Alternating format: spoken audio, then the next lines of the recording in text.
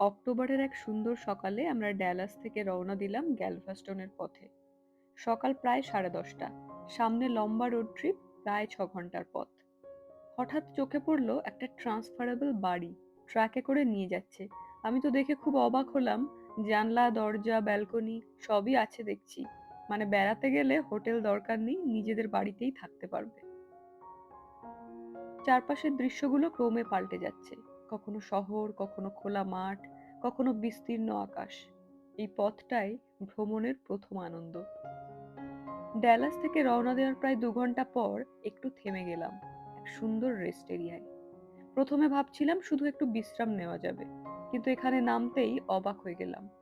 ভিতরটা এত সুন্দর আর্ট দিয়ে হিস্ট্রি আর কালচারকে সাজানো, মনে হচ্ছিল এটা যেন সাধারণ রেস্ট এরিয়া না, একদম ছোট একটা ভিজিটার সেন্টার। চারপাশে সবুজ ঘাস, ছোট গার্ডেন আর একটা পুকুর, যার জলে গাছের প্রতিচ্ছবি দুলে উঠছে, একেবারে ছবির মতো। এখানে বসে একটু জল খাবার খেলাম, একটু হাওয়া খেলাম। এই ছোট ছোট বিরতিগুলোই লং ড্রাইভকে করে তোলে এত রিফ্রেশিং। একপাশে দেখলাম একটা সুন্দর ছোট গার্ডেন, নানা রঙের ফুলে ভরে আছে। বাতাসে হালকা মাটির গন্ধ, পাখির ডাক, আর চারপাশে এক শান্ত নিস্তব্ধতা, যেন প্রকৃতির কোলে লুকিয়ে থাকা এক নির্জন পর্যটন স্থান। কয়েক মিনিটের বিরতিতে এমন সুন্দর জায়গা পাওয়া মানেই লং ড্রাইভের ক্লান্তি মুহূর্তে উধাও।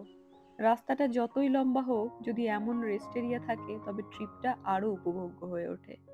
এরপর রাস্তা আমাদের নিয়ে এলো হিউস্টনের ডাউন টাউন এলাকায়। উঁচু উঁচু বিল্ডিং, ঝলমলে রাস্তা, বড় শহরের ব্যস্ততায় ভরে আছে পুরো দৃশ্যটা।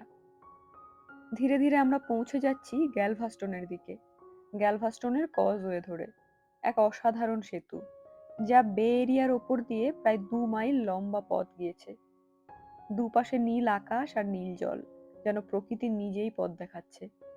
যত এগোচ্ছি মনে হচ্ছে সমুদ্রের গন্ধটা যেন বাতাসে ভেসে আসছে। গ্যালভাস্টনে ঢোকার সঙ্গে সঙ্গেই চারপাশের দৃশ্যটাই বদলে গেল। রাস্তার দুপাশে সারি সারি তাল গাছ, সুপারি, খেজুর গাছ, বাতাসে একদম সমুদ্রের গন্ধ। বিচের ধারে কালারফুল বাড়ি, কোথাও পুরনো কাঠের কটেজ, কোথাও আবার সুন্দর মডার্ন ভিলা। জলের মধ্যে ছোট ছোট বোট, সব মিলিয়ে এক রিল্যাক্সড বিচ টাউনের আবহ। রাস্তা একদম শান্ত, হালকা রোদে ঝলমল করছে। মনে হচ্ছিল সমুদ্র একদম কাছেই, হয়তো পরের মোড়েই দেখা মিলবে। অবশেষে গ্যালভাস্টন। বিকেল 3টের দিকে পৌঁছালাম। গাড়ি থেকে নামতেই শুনতে পেলাম ঢেউয়ের শব্দ। সামনে বিশাল সমুদ্র। রোদ, বালি আর হালকা বাতাসে মনটা একেবারে ফুরফুরে হয়ে গেল। বিচে দাঁড়িয়ে দূরে দেখা যাচ্ছে গ্যালভাস্টনের বিখ্যাত প্লেজার পিয়ার। সমুদ্রের বুকে যেন এক রঙিন স্বপ্নের মতো ঝুলে আছে এই পিয়ারটা। ঢেউ গিয়ে পিলারের গায়ে আছড়ে পড়ছে, আর তার উপর রয়েছে বিভিন্ন ধরনের রাইড গুলো। নিজের মতো করে বেশ কিছুটা সময় কাটালাম এই বিচে। সিগাল দেখলাম, ঝিনুক কুড়ালাম। এরপরেই গেলাম কাছেই আর একটা বিচে। দূরে দেখা গেল বড় বড় শিপ, আর এক কোণে কিছু লেমুর ঘুরে বেড়াচ্ছে। ওরা বেশ মজা করে ভিজিটারদের কাছ থেকে স্ন্যাক্স খাচ্ছে। ফল দিলে কিছুতেই খাচ্ছে না। আসলে ফল তো নিজেরাই গাছ থেকে খেয়ে নিতে পারবে, কিন্তু স্ন্যাক্স তো আর সব সময় পাওয়া যায় না। ওদেরও বুদ্ধি আছে। ফিরে এলাম আবার পিয়ারের পাশে। সূর্য তখন ধীরে ধীরে নামছে। ঢেউয়ের আলো ছায়ায় এক অপরূপ দৃশ্য। সাগরের ধারে এই সোনালী বিকেলটা যেন থেমে যাক। যত সন্ধে নামছে পিয়ারটা ততই আলো ঝলমল হয়ে উঠছে। একটু পরেই ঢুকে পড়লাম প্রিজার পিয়ারের ভেতরে। এই ব্যান্ডগুলো হলো পিয়ারের এন্ট্রি টিকিট। ভিতরে ঢুকেই মনে হলো যেন উৎসবের মাঝে এসে পড়েছি। বিভিন্ন রাইড, গেমস, খাবারের দোকান, সবেতেই উৎসবের আমেজ। চারপাশে রঙিন আলো, চেঁচামেচি, হাসির শব্দ, গান, এক প্রাণবন্ত আবহের উপস্থিতি। এখানে সারি সারি রাইড। এই রাইডটা হলো বিগ হুইলিন, আর এটা টেক্সাস টিকাপ রাইড। এটা হলো সি ড্রাগন রাইড, আর এই রাইডটা বাচ্চাদের বাম্পার কার রাইড। নৌকা আকৃতির এই রাইডটা ওপর থেকে নিচে নেমে এসে ঝপ করে জলে পড়ে, আর চারপাশে ওয়েভের মতো জল ছিটকে ওঠে।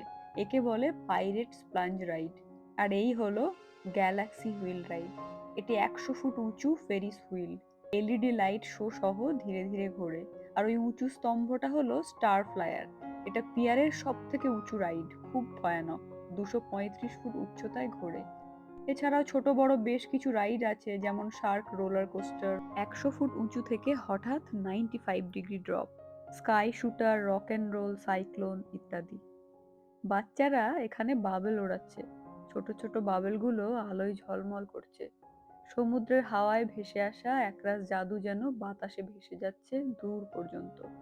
দূর থেকে দেখে ভেবেছিলাম স্নোফল হচ্ছে।